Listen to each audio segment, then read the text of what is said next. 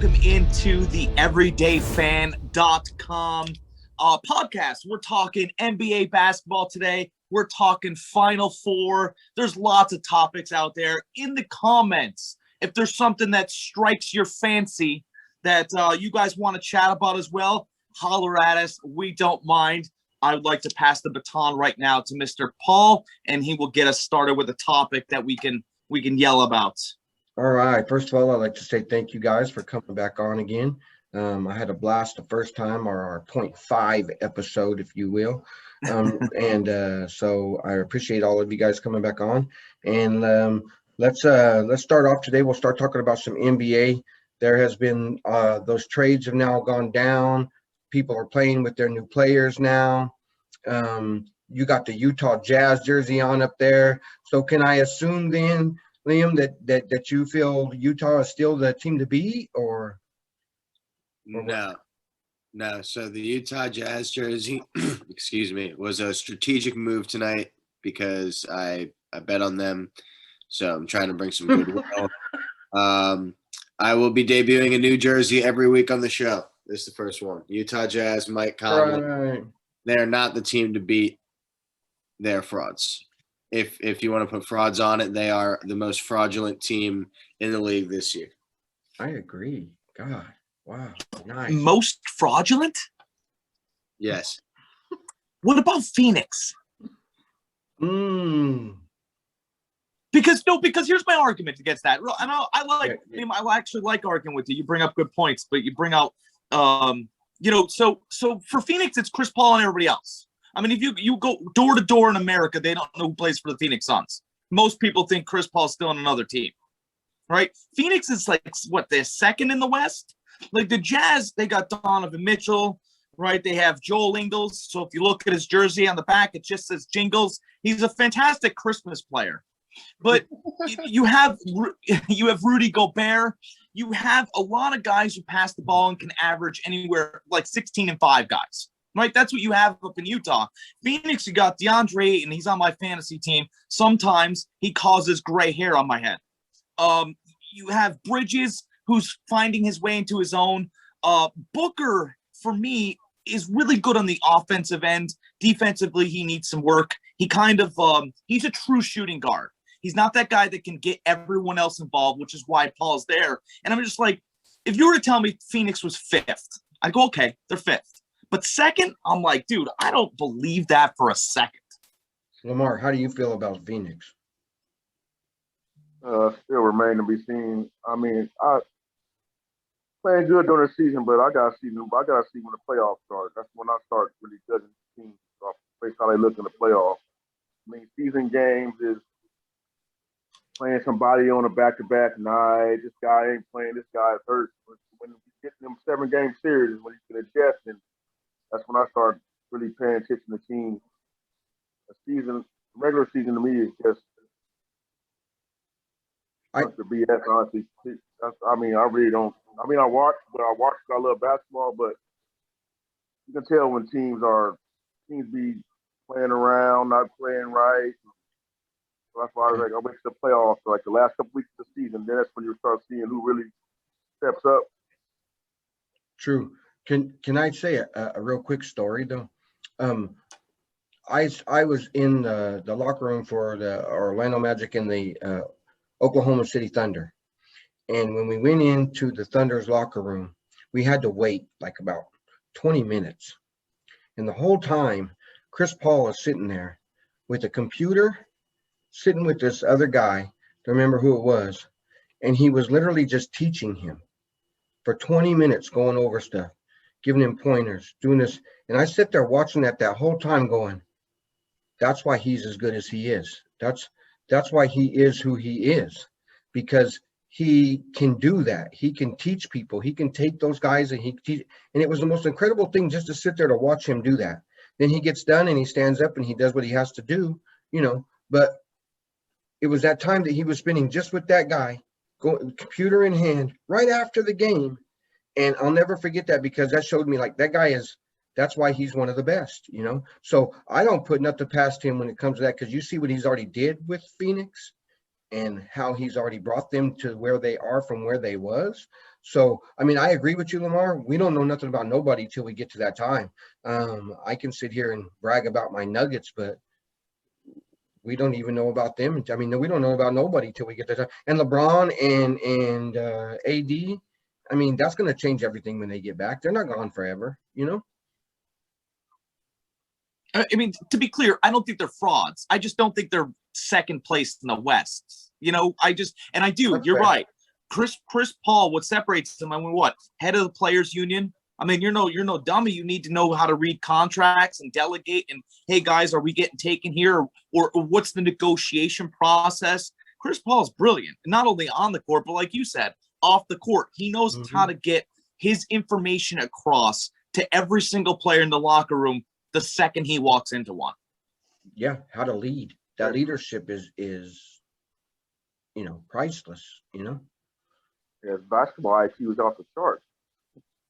Most I definitely. don't know if you guys watch, the common ESPN or FS1 shows, but first things first in the morning, Nick Wright made a very good point, and he said, talking about Chris Paul, that in the NBA, there's two players where winning kind of like follows wherever they could go, and that's LeBron and it's Chris Paul, just because they're the two best leaders in the NBA. Their command for their team on the court. Like, did we really think Oklahoma City could pull a 4 seed last year? And like that was just spearheaded by Chris Paul. He could have been third in the MVP voting, averaging 16 points. That's what Chris Paul can do, and I kind of agree with that point.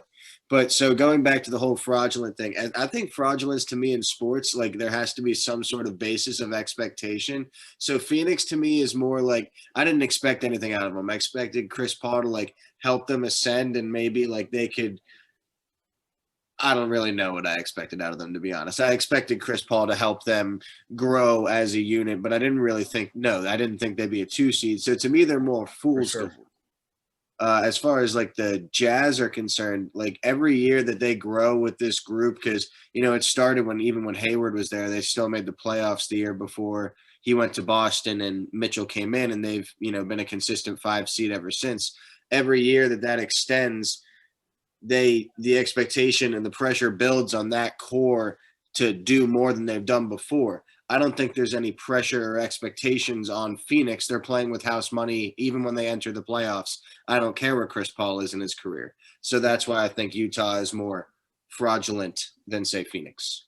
I mean, it's good. It's a good argument. I believe that, Utah plays a beautiful brand of basketball. But when you get to the playoffs, you need to have a player who can get a foul without being fouled, let's be honest, right? And Utah has Donovan Mitchell. Maybe you can argue he's in that category. It took Damian Lillard, 5 seasons of hitting game winners to finally reach that category. I mean, there are some players that they get whistles, right? And then some players don't. I mean, Ingles is a fantastic player. He's not getting whistles. Gobert's not getting whistles. Jordan Clarkson, whose buckets isn't getting. I mean, all these guys aren't getting whistles. So yes, Utah probably won't become anything because they don't have any of the marquee stars that help sell the league. But okay. I mean, the brand of basketball they play is nice. Yeah. I think Quinn Snyder's an awesome coach. So let me ask this question then. Since we just saw the Clippers go down to the Magic, which that was really nice. Then we saw how I'm gonna bring Denver back up, how they played with Gordon. We saw who did anybody really gain? What do you think about those trades? Now that we've seen some of those players go down, is anybody taking a leap? How about the Lakers even getting Drummond? I mean, he hasn't stepped on the floor yet, I don't think, has he? But he's playing tonight. Okay, yeah, so I mean, is all that all that said, how's the West going to end up, Liam? So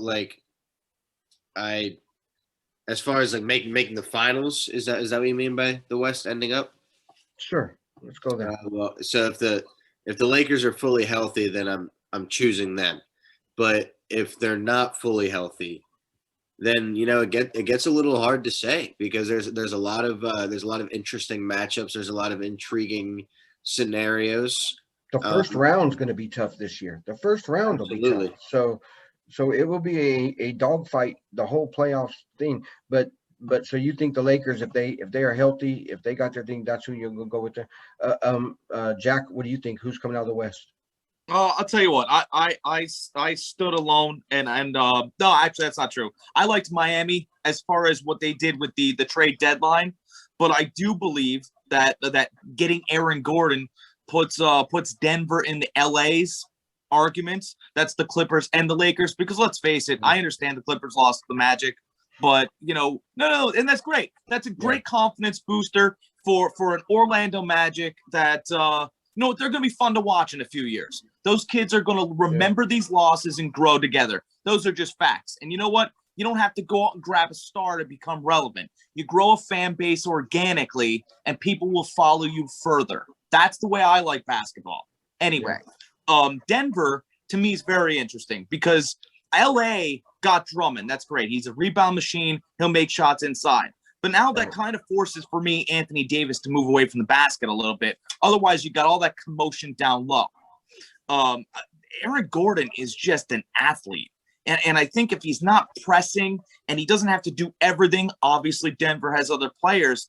I mean, it's hard to look away. It helps when a player is happy too. And you can't see him without a smile on his face anymore. Lamar, who's coming out of the West, man? Lakers are healthy. I'm rolling with the Lakers. Can't bet against LeBron and AD if they're healthy and they playing. If they play themselves, they can play themselves in back in the basketball state by the time they get back to the court too. Can you imagine them being an 8th seed, Lamar? Possible if they can't. If they what the schedule look like, but I don't think so. Yeah, but poor Lamar, Utah. I mean, Lamar, you can't come on here anyway and say anything. But you live in LA. It's blasphemous if you bet against LA. How you can leave your house? He's not in LA. Where you at? Hey, I'm in Northern California, but I'm close enough to LA. You're close. Yeah, you're close enough. You can't come on here and then walk out of your home and say Denver. That's not going to work out. Oh yeah, that's true. I mean, no matter what, he couldn't say Denver. So no way. Take integrity. I'll bet against the Sixers. They're not making the finals. There we go. Let's go to the East. So the East, you're already marking out the Sixers. Who do you got coming out there? Because come on, Milwaukee is who they always are. So they'll do what they're going to do, but that means somebody can still beat them in the playoffs. They're not unbeatable. They are who they are. So you don't like Philadelphia, and I can see why. They have their little issues too, especially if Embiid isn't back in there, man, in that spot like he's supposed to. Then they do got a little bit of problems. But and what about in Boston? Boston is kind of, I mean, to me they're like that team that needs to go see a psychiatrist. They're just kind of like they're all over the place, and you got to get they got to get back together or whatever. But who's coming out that East? That's my wallet. My wallet says Miami versus Brooklyn, and I'm not comfortable betting any of this against Jimmy Butler. I can see that, man. All right. Well, I brought props too, Liam.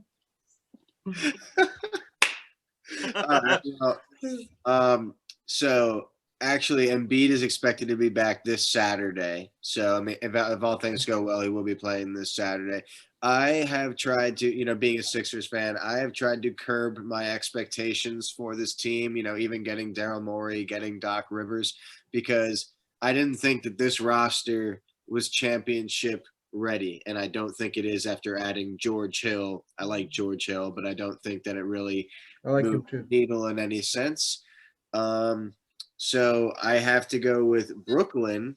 I think that it kind of speaks for itself, especially if they're all healthy. I really don't see an avenue for the Sixers to beat them. There's just a lot of matchup problems that Brooklyn offers Philadelphia on both sides of the ball. You don't think of Brooklyn as a good defense really at all, but when they want to lock down, there's a lot of interesting matchups for them on the defensive end, like Kevin Durant on Ben Simmons. Like, he could totally nullify Ben Simmons, and as good of a defender as Ben Simmons is, he's not going to completely nullify Kevin Durant. You just don't do that. So, Jack, the reason I'm going to push back on your Miami Brooklyn theory is because they're going to be meeting in the second round, because the Nets and the Sixers and the Bucks are probably going to end up with the 2 and the 3 seed. I expect the Nets to be the 1 seed. You know, the difference between those 3 teams and any other seed right now is a pretty big gap. So it'll be the Sixers and Bucks in the second round. I actually think the Sixers will take that. It was a pretty close game the other week without Joel Embiid. I just think with Joel Embiid, they're probably a little they overmatched the Bucks a little bit. But I think it'll be Sixers Nets in the conference finals. I don't see it really going past 5, sadly, as a Sixers fan, but like that's how much I think of Brooklyn in a matchup against the Sixers, this iteration of the team. Nice. Lamar, what do you think the East? Are you going against the Nets? I want to pick against them, but I can't. Yeah. But not if you want to sound credible, huh? Too much talent over there. I mean, Durant, Harden. Only chance you got to beat them is you have to beat them up inside and hit the boards hard and have some shot blockers. Hey, tell me, can Kyrie play defense? No. Yes. Oh, no, yes. See, because I'm kind of more with Lamar. I mean, I've seen him play defense, so I understand where you're coming from, but how often does he go there? And I mean, I guess when you got deep into the playoffs, maybe that's when you start to go, but they just concern me at that point because Harden and Irving. That's another thing. You got to make those players play defense. You can't Kyrie going off for 50 and on defense, he's just standing around resting. You got to go right. Like they coming at you. So what I think is redeeming about that is, just back, probably like a month ago, maybe right at the beginning of Kevin Durant being out, or maybe at the tail end when all 3 were still playing together, and they were on pace to be the worst defensive team ever. And the one after every game was saying, we need to play better defense, was Kyrie Irving. It wasn't Harden. It wasn't Durant. It was Kyrie making the point. We got to play better defense. We got to play better defense. Well, I've seen Kyrie defend when he wants to. I've seen James Harden defend when he wants to. I know Kevin Durant can defend. Oh, yeah. And James Harden is incredibly motivated. I know Mike D'Antoni is incredibly motivated as a bench coach, James Harden's former head coach in Houston, to really instill some of these qualities. Because they're lacking that championship. They want that championship. Kevin Durant is obviously supremely motivated to meet up with LeBron, to show that he's the best player on the planet. And Kyrie will fall right in line with that. When he has to lock up, he will. And if that's against Miami, can he defend Jimmy Butler or Victor Oladipo? Now that's a difficult matchup. But like he'll stand his ground. He'll stand his ground. I'll tell you what, Liam, you must be a carpenter because you just hit the nail on the head. Kyrie Irving can defend when he's interested in it. He's much like Rajon Rondo. They're so smart. They don't teach others. I mean, they're not the Chris Pauls, but they get bored throughout the season. Rajon Rondo and Kyrie Irving, obviously different talents, but they become bored. And if they don't really feel like they need to do it, or they're not interested in doing it that night, then they're not going to do it. Playoff Rondo's different. Playoff Kyrie Irving is very different as well. Very true. Very true. Okay. Well, so in that case, then can we get a consensus that it might be the Nets and possibly the Lakers then, if the Lakers are healthy? Is that what we'll go for this, for our EDF prediction of the finals? Yep, going with the Clippers if the Lakers are not healthy. Ooh. Okay. Lakers ain't healthy. Yeah, I got to go Nuggets if the Lakers aren't healthy. I don't trust Paul George in big games. No. I'll go Nuggets based on coaching. How about that? No, I think Malone's a better coach. I really do. I do like Malone a lot. Yeah. I think he's a better coach, and he motivates guys better. for whatever reason, Oh, you're not a Rick Malone fan. Tell him, Paul. I know he does so many things that just drive me up a wall, like his 6-minute rule. I mean, they'll be losing ground, and he will not put the big man back in because his 6 minutes is not up yet. And his whole rotation thing just drives me insane. It's like sometimes you can play with just 7. When you get into those playoffs, those late thingies, like you don't have to bring everybody off the bench. It's okay. It's they don't have to all play. But I would take him over Tyronn Lue though. Okay, yeah. I mean, I like Malone. I'm not gonna down him all that much. Well, I'm getting 3 versus 1 in opinions right here. I posed a question to all of you: can Jamal Murray replicate what he did last year in the playoffs? If he wants to, he's much like Kyrie, where sometimes he shows up and he's not interested. He kind of flounders around. He does those behind the back passes that go nowhere but to somebody else, to the other team. He does all those hot dog moves, and then when he messes up, he goes, and you're like, what did you can't do that, So, but in what those does he do playoff again? Don't go, man. What does he show him? No. But look, so if he comes ready to play, and he plays like that, where he's got something to prove, and usually when there's some big time guard in front of him that kind of downs him, then he'll show what he can do. But if he's playing, so hopefully, yes, in the playoffs, hopefully he can play that way again. I'll say yes. I mean, like Paul just said, there's no reason to doubt in big games. He didn't shy away when Donovan Mitchell was putting up numbers. So I think when the lights are brighter, we get fans back in stadiums, which is what we all want, right? The everyday fan has been deprived for too long, right? We need to get fans back in stadiums.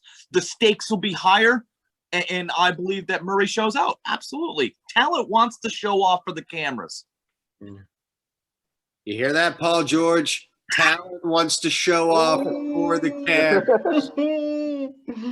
Let's send a copy of this to Paul George. Okay, let's switch real quick and let's go to because this weekend is the biggest weekend of basketball, it seems like. I mean, until we get to the NBA playoffs, but other than that, there's nothing like the Final Four. I mean, I've been watching this since I can ever remember watching TV. I've watched the Final Four, So, Jack, you've been really good at nailing these games lately, I've noticed. I noticed that you have Baylor covering that spread, though, against the Cougars. Tell me why you think they're going to cover that spread. Did you watch Houston? I've watched Houston, and Houston's a good basketball team. They've got Quentin Grimes averaging 18. Baylor's got Jared Butler averaging little over 11. Davin Mitchell from Baylor's averaging 5.3 assists and can blow by anyone that he absolutely wants. I heard a commentator the other night compare him to Stephon Marbury. So, and by the way, he's their second best player, being compared to Stephon Marbury. Baylor's been in dogfights all year, and Baylor always comes out of the dogfight. I mean, they went into they beat West Virginia in overtime. Huggins always has his guys ready to play. For sure. The other night when Baylor was getting a little bit of pushback, they just, okay, all right, guys, let's bring it back over, let's regroup. And they were just so good. And they're not just good one-on-one players like Butler and Mitchell is. They pass the ball as well as Gonzaga. This 5, I just think is an insult. Houston's a nice team, don't get me wrong, but they do become sloppy with the ball and they have one-on-one tendencies. And that hurts you. Go ahead, Liam. So I think we kind of need to talk about UCLA. This is like, it's weird to think about UCLA, say as a dream team. Just a couple years ago, TJ Leaf and Lonzo Ball were awesome, but they're literally a dream team. Like they made it in on the last day of the play-in day tournament. I'm sure you guys all saw. Incredible. Tom Izzo ream out his Michigan State player for that one, and now they're here. Like it just doesn't make any sense to me. Like I think it's incredible. Do they have any shot against Gonzaga? No. Does anybody? Does anybody? It's so awesome. So like, I think that's the coolest thing. Here's one thing I want to know what you guys think about Gonzaga. So everyone's saying like, oh, this is like, now they're talking about it as like one of the best college teams of all time. I retort against that. I think that the field is vastly diminished against Gonzaga from what it could be. And also Gonzaga is like typically a team that like builds up a lot of like homegrown talent. That's why you see a bunch of like white dudes like Corey Kispert and Timmy. But you know, now they have someone like Jalen Suggs. This is like, oh, you know, the freshman that's going to be a top pick in the draft. They haven't really had that before. I actually think the team 4 years ago, who did they lose to in the final? Was it UNC? I want to say.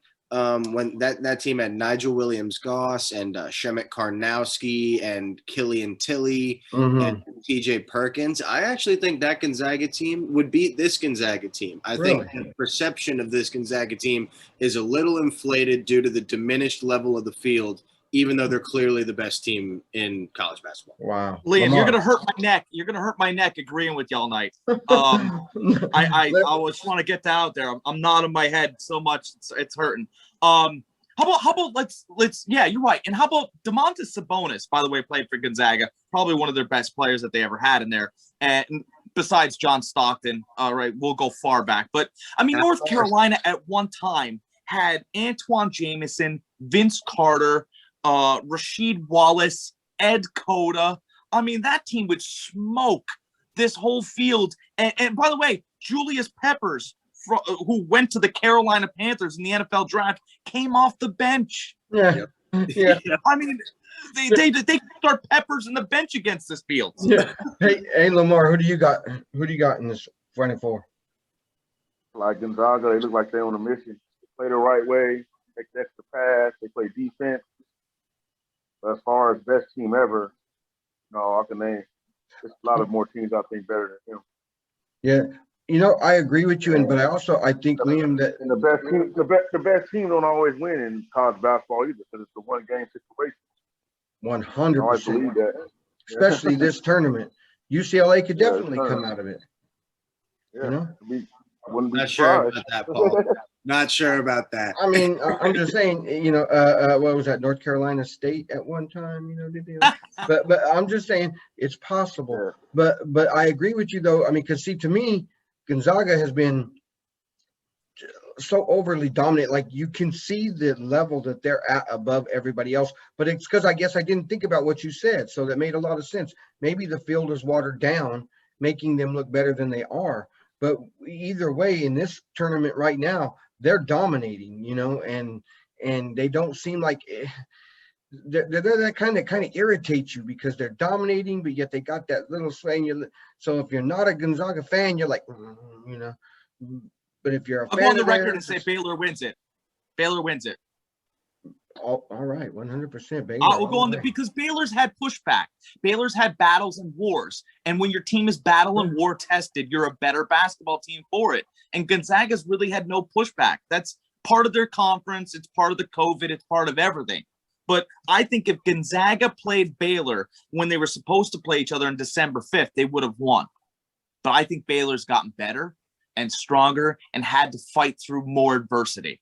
That would have been nice to see. Davion Mitchell is would give Jalen Suggs hell.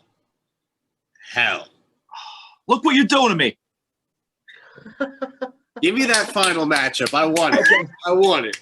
Okay, so you say Baylor. You got Gonzaga. I'm going to go Gonzaga. So we got 3-1, but I don't put it past Baylor, trust me, because I believe everything that you said. I've watched them too, and sometimes they seem just as dominating, especially that guard is, man, when he gets going, that guy is crazy fast, you know, and sometimes speed in basketball in these tournaments, it changes things, you know.